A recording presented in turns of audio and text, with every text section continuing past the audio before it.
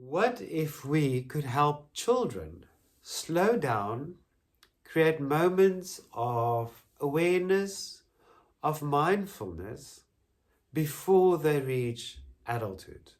So, through my years of being a school teacher and to now where I work with adults, being it in retreats, workshops, or even sound therapy sessions, I can see how valuable these practices, these simple practices are, if they can even be encouraged from childhood. So, and that is one of the reasons why I created these lovely Mother Earth stories. And in this video, I would like to share with you why I feel it's important for children to slow down and have moments of mindfulness. And through these stories, I do give moments and tools for mindfulness, being it through imagination or connecting with nature. And also why these stories are just more than an ebook with illustration. So before the work I do today, I worked as a school teacher for many years, and I taught from kindergarten up to high school. And this gave me a wonderful opportunity of witnessing the different development stages of a child through their childhood. And one thing that I became aware of was how busy children's lives could be. The school day in itself is already highly structured and very stimulating. And then children are learning, they are interacting, they're concentrating, they're moving between subjects, and they're constantly receiving information. And then after the school day, you have all these extracurricular activities, homework, we have screens now, entertainment and other demands for their attention. So children naturally need moments of calm and stillness to slow down.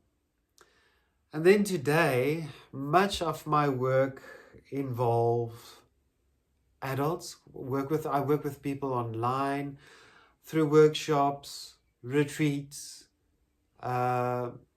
even in individual sound therapy sessions, or even in a groups of people with sound baths that I do. And again, I just see how important it is for adults to slow down, to become aware of the body, become aware of our emotions, noticing our emotions, reconnect with themselves and the world around them, and using mindfulness. And many of us are cultivating these practices as adults. And it made me ask another question. What if we begin to encourage these practices from a young age, from childhood? And not just another activity, but tools for them to regulate themselves. And I'm not saying that children should sit down and meditate for long periods of time. No, these are actually, I'm talking about mindful tools that they can use throughout their day. If they interact with their friends or with themselves, how are they showing up for themselves? So children naturally connect with stories because stories encourages or captures their imagination, right? And through stories, children can explore their different emotions, challenges, friendships, curiosity, confusion, and new experiences sometimes. And they can recognize something of themselves in the characters that they meet. And that's why I chose storytelling to as a way to introduce them to mindfulness. Because if I can give you a bit of a glimpse of the stories, I have Mother Earth as the guide and a group of children that goes on this journey with Mother Earth, and she introduces them to all the different guardians. So there's children they can relate with, and Mother Earth and the guardian is there to inspire their imagination, but also give them an opportunity to connect with nature. And the theme of the stories are nature-based, and I feel that nature is such a wonderful tool to introduce mindfulness, because you have the sounds of nature, you have the tactile objects of nature that they can feel and connect to. So those are the reasons why I created these stories, and I didn't want to just create a story, but so I end up writing the story as an ebook with illustration. But then what sets it apart is the fact that I include myself telling the story, and then I include sounds, music. As I do sound therapy, I do know the importance of sound. So while I'm telling the story, I use sounds to create more of a sensory experiences. And then apart from the sound story, then I also, this experience is accompanied by a sound meditation.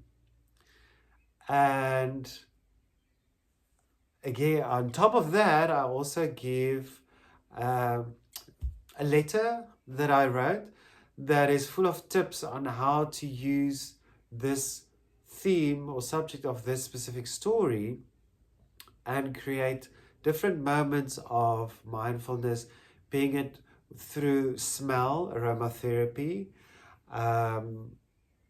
touch by, let's say, a rock or a crystal, something that they can hold on to while they listen to the stories. And then also with that, I also give a deck of mindfulness cards that they can use throughout the day, having moments of stillness and reflection. And that doesn't need to happen in a certain time of the day. It can happen any time of the day. Even by just adding a note from the card and putting it into the lunchbox, and when they open the lunchbox, they can see the note, or I don't know, some tips like that, easy. So if you would like to experience a Mother Earth story, you can go to my website. I'll leave the link in the description. Sign up and you will receive a free story that you can experience with your child. And if you would like to receive more updates on mindful stories for children or practical ways to encourage mindfulness, imagination, connection with nature, and moments of calm in everyday life, subscribe to Home of Bliss, the YouTube channel here, and I will see you on the other side. Thank you so much for watching, and hope to see you soon or hear from you. Have a good day.